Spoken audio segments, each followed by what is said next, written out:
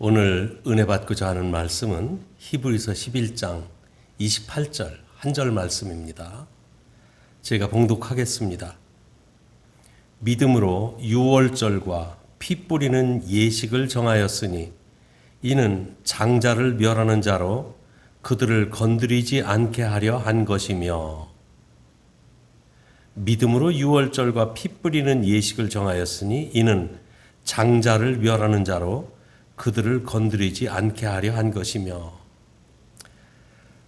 영국의 그 에딘버러 대학 산부인과 교수인 제임스 심슨 경은 수술할 때 사용하는 마취제를 처음으로 발명해서 보급한 아주 유명한 의학자였습니다. 한 학생이 이 심슨 교수에게 질문을 합니다. 교수님께서 발견한 것 중에 가장 훌륭한 발견이라고 생각되는 것은 무엇이라고 생각하시나요? 이 심슨 경은 조금도 망설이지 않고 대답을 합니다. 내가 발견한 가장 위대한 발견은 내가 죄인이라는 것과 예수 그리스도께서 나의 구주시라는 것이라네. 위대한 발명과 교수의 과학적인 발견을 기대하고 질문한 그 학생에게는 좀 실망스러운 대답이었을지 모릅니다. 그러나 하나님의 비밀을 아는 사람은 무엇이 가장 위대한 일인지 잘 알고서 살아갑니다. 사람의 생명은 무엇보다 소중합니다.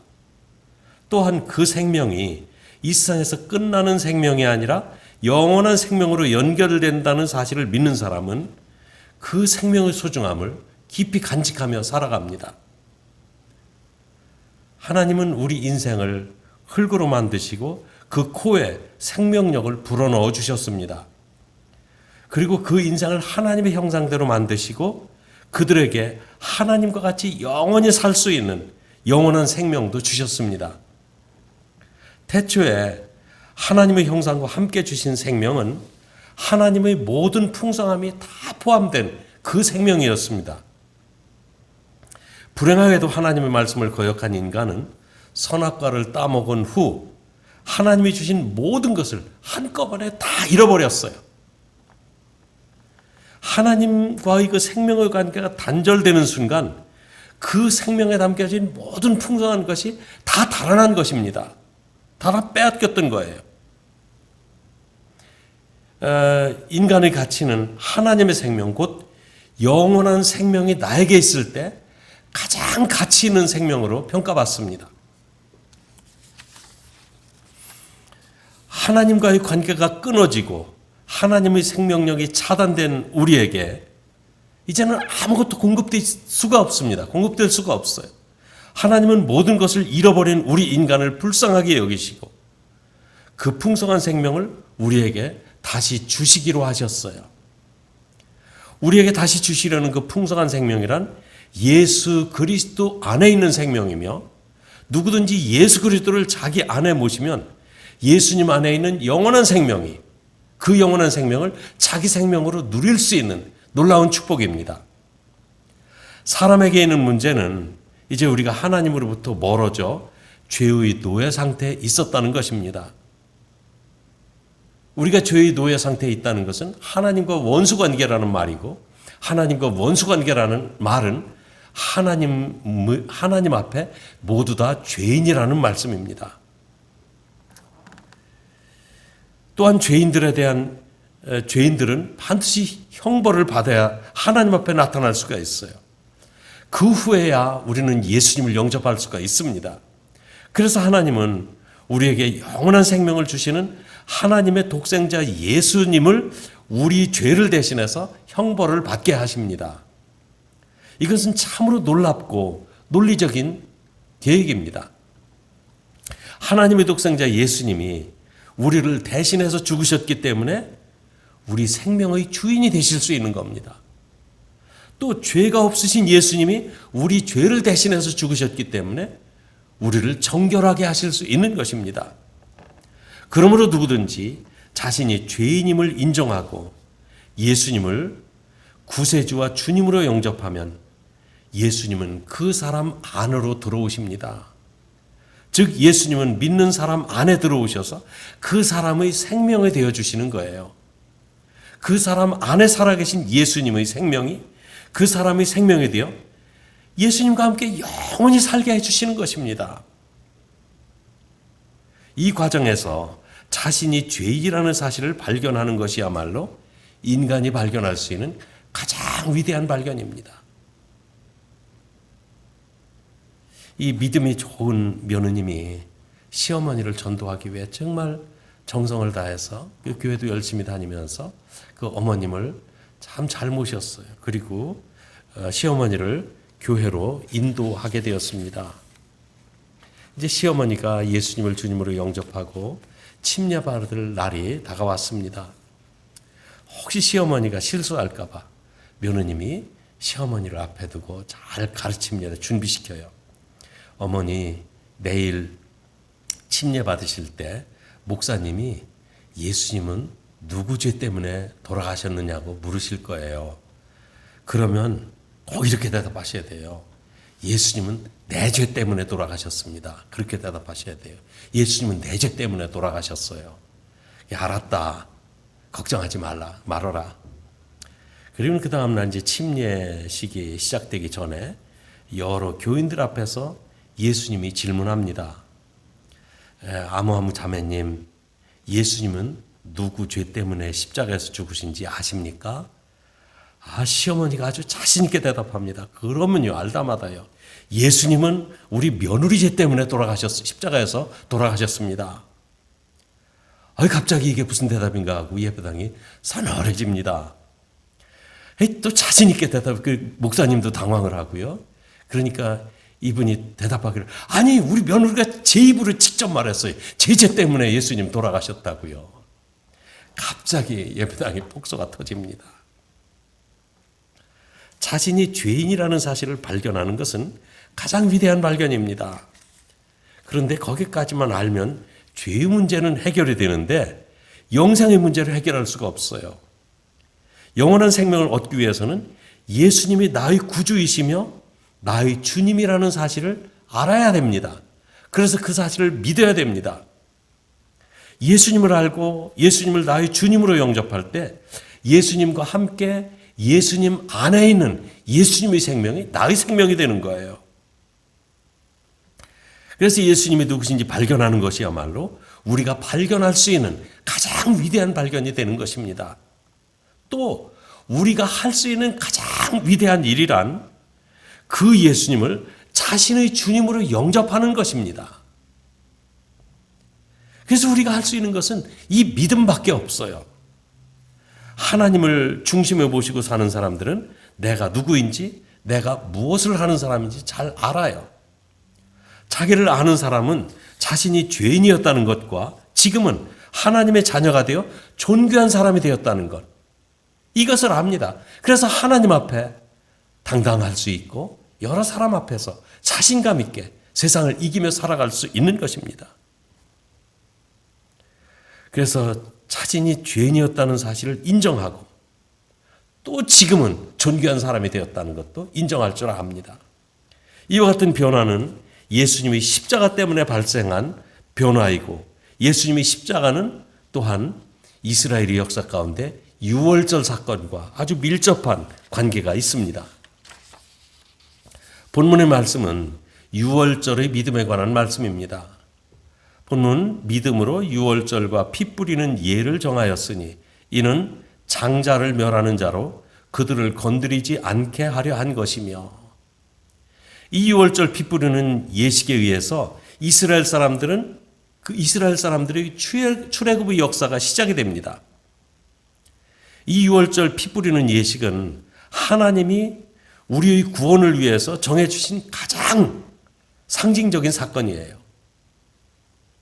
노아 시대 홍수로 세상을 심판하실 때 하나님은 방주를 만들어 하나님의 선택하신 노아의 가족과 종족을 보존할 그 짐승들을 멸망해서 보호하셨습니다. 멸망 가운데 생명을 보호하신 방주는 오실 예수 그리스도 안에 있는 백성들을 구원하실 하나님의 그 구원 계획에 대한 예표였습니다. 그래서 유월절 어린 양의 피는 멸망하는 애굽에서 선택받은 하나님의 백성들을 구원하실 어린 양 예수님의 십자가 보혈을 상징하는 사건입니다. 유월절에 대해서는 출애굽기 12장, 13장에 아주 상세하게 구체적으로 기록이 되어 있습니다. 하나님은 모세를 앞세우셔서 이집트 왕 바로에게 보내십니다. 그리고 하나님이 자기 백성인 이스라엘 민족을 애굽에서 이끌어내라고 하셨다고 바로한테 이제 내 백성을 보내라고 하신다고 말씀을 전했어요. 그러나 애굽의 바로 왕은 모세가 전한 하나님의 말씀을 전혀 듣질 않습니다. 그래서 바로의 고집스러운 마음을 꺾으시려고 애굽 땅에 9가지 재앙을 내리셨어요. 그래도 이 재앙을 당할 때마다 이 바로 왕은 이스라엘 백성들을 보낼 것처럼 타협하는 듯 하다가 결국은 재앙이 끝나고 나면 그 완고한 고집을 꺾지 않고 끝까지 버텨봅니다. 내보내지 않아요. 그래서 이제 마지막으로 무서운 재앙 하나를 더 내리겠다고 이제 출애굽기 11장에 보면 그런 말씀을 하시죠. 그 재앙은 애굽 땅에 있는 모든 가정에 처음 난 남자나 짐승의 수컷은 한날에 모두 죽이는 것입니다. 애굽 땅에 사는 모든 가정이 이 재앙을 당할 것입니다. 위로는 바로의 가정에서부터 맷돌 뒤에 앉은 여인의 장자까지 모두 포함되어 있습니다. 각 가정에서 기르는 가축의 처음 난 수컷이 모두 죽을 것입니다. 이 장자와 첫 새끼는 의미상 모든 자녀들과 모든 가축을 대표하는 것들입니다. 그러니까 이와 같이 가정을 대표하는 장자, 모든 짐승의 새끼를 상징하는 첫 새끼, 이것을 죽임으로 인해서 애굽 전 지역에 있는 모든 사람, 모든 가정, 모든 짐승들이 전멸하는 것을 상징하는 그런 끔찍스러운 사건이었어요.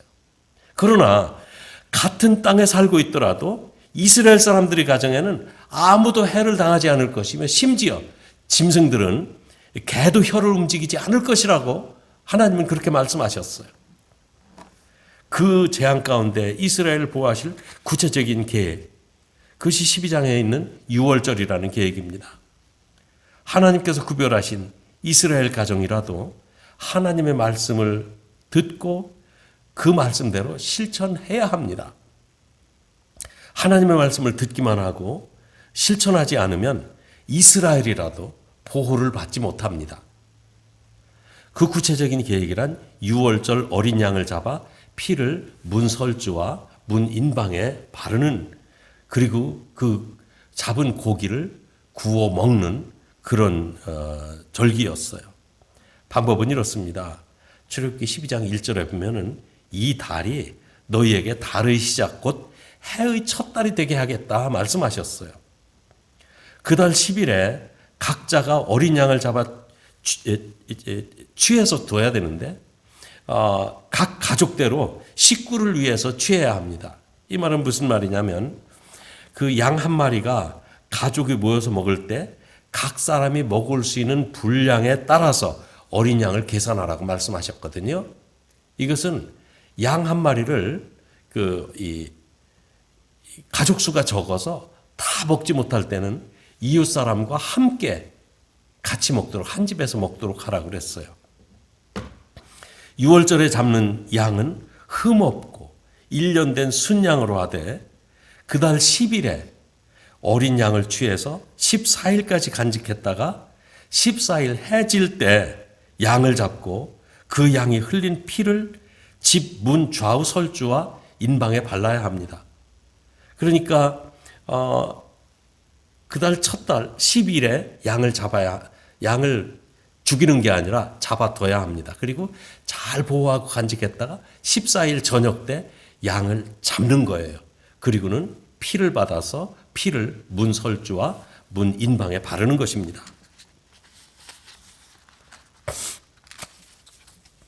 그런 후에는 그 집에서 나오지 말아야 하고 집 안에서 고기를 구워서 먹되 무교병과 쓴나물을 함께 먹어야 합니다.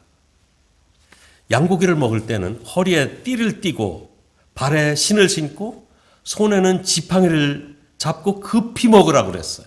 이것은 이제 출애굽 사건이 급하게 이루어질 것에 대한 그리고 구원이 신속하게 이루어질 것에 대한 하나의 예표였습니다.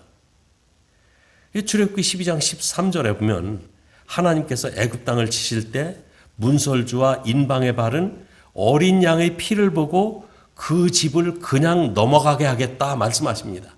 그냥 넘어가게 하는 절기입니다. 그래서 죽음의 재앙을 피할 수 있게 해주시는 거예요.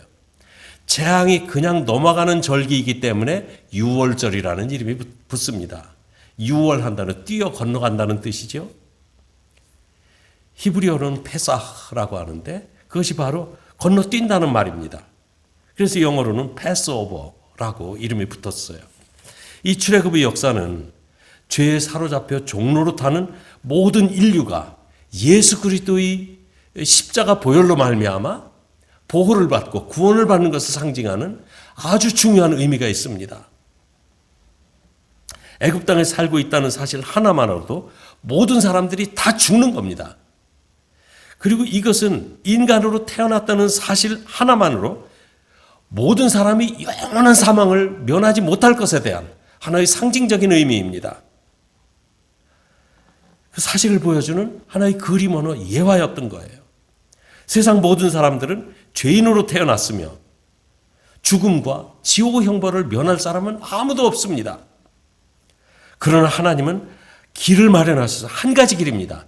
즉 둘째 사망을 피할 수 있는 길을 예비하셨어요. 그 길이 유월절 어린 양이신 하나님의 독생자 예수 그리스도이십니다. 예수님은 말씀하시기를 내가 곧 길이요 진리요 생명이다 말씀하셨어요. 성경은 말씀하기를 모든 사람이 죄를 범하였음에 하나님의 영광에 이르지 못했다고 말씀하고 있습니다. 그래서 모든 사람이 죄를 범했기 때문에 둘째 사망을 피할 길이 없어요. 이 세상에 태어났다는 사실 하나만으로 다 죽는 것입니다. 애굽에 살고 있다는 그 사실 하나만으로 모든 사람이 다 죽게 되는 거예요. 그래서 성경은 말씀하기를 한 번 죽는 것은 사람에게 정해진 것이요 그 후에는 심판이 있으리라. 이 영어 성경에 보니까 저지라는 말보다 정죄한다는 그런 말로 표현이 되어 있습니다. 사람이 죽는 것은 정해진 일이기 때문에 피할 길이 없습니다. 그리고 심판 후에는 둘째 사망에 들어가는 것이 모든 사람이 가는 길이었어요. 누구도 피할 길이 없어요. 그러나 하나님의 어린 양 예수 그리스도께서 십자가에 피 흘려 죽으심으로 우리를 영원한 사망 가운데로 이끌어가던 그 죄의 고리를 끊어버립니다. 그 죄를 모두 용서해 주기 때문입니다. 예수님을 구주로 믿고 십자가의 보혈이 바로 나를 위한 피였다는 사실을 믿는 사람들은 그래서 예수님을 주님으로 받아들이는 것입니다. 그와 같이 예수님을 영접하는 사람의 죄악을 어린 양이신 예수님의 보혈피로 씻어 주신 거예요. 모든 사람이 심판받게 될 것입니다. 피할 수 없습니다. 그때 하나님은 그리스도인들에게서 예수 그리스도의 보혈의 피를 보시고 우리를 심판을 건너 지나가게 하실 것입니다. 심판이 사라질 것입니다. 그래서 예수님을 주님으로 믿는 사람에게는 이와 같이 그 믿는 사람은 심판을 받지 않는다고 말씀하세요. 요한복음 5장 24절 말씀, 제가 자주 인용하는 말씀입니다. 내가 진실로 진실로 너희에게 이르노니 누구든지 내 말을 듣고 나 보내신 이를 믿는 자는 영생을 얻었고 심판에 이르지 아니하나니 사망에서 생명으로 옮겼느니라. 심판에 이르지 않는다고 그랬어요. 심판이 건너뛰어 지나가는 것입니다. 그래서 구원받은 백성에게는 둘째 사망이 우리를 해롭게 다스리지 못한다고 그랬어요. 성경의 맨 마지막 부분입니다. 요한계시록 20장 6절에 보면은 이 첫째 부활에 참여하는 자들은 복이 있고 거룩하도다. 둘째 사망이 그들을 다스리는 권세가 없고 도리어 그들이 하나님과 그리스도의 제사장이 되어 1000년 동안 그리스도와 더불어 왕노로 다리라. 모든 사람들이 마지막 때가 되어서 죽었던 사람들이 부활하고 그런 일이 일어날 때 이 첫째 부활에 참여하는 사람들이 복이 있다고 그랬어요. 왜 그러냐면 둘째 사망의 그것을 다스리는 권세가 없기 때문입니다. 이 출애굽기 기록은 바로 이 달로 달의 시작이 된다고 하셨습니다. 이 출애굽의 역사는 유대인의 새로운 역사의 시작입니다. 그 달 첫 달이 니산월입니다. 니산월이라는 게 닛산 자동차 생각하시는 분들도 있는 것 같은데 그 닛산과 이 닛산은 다릅니다.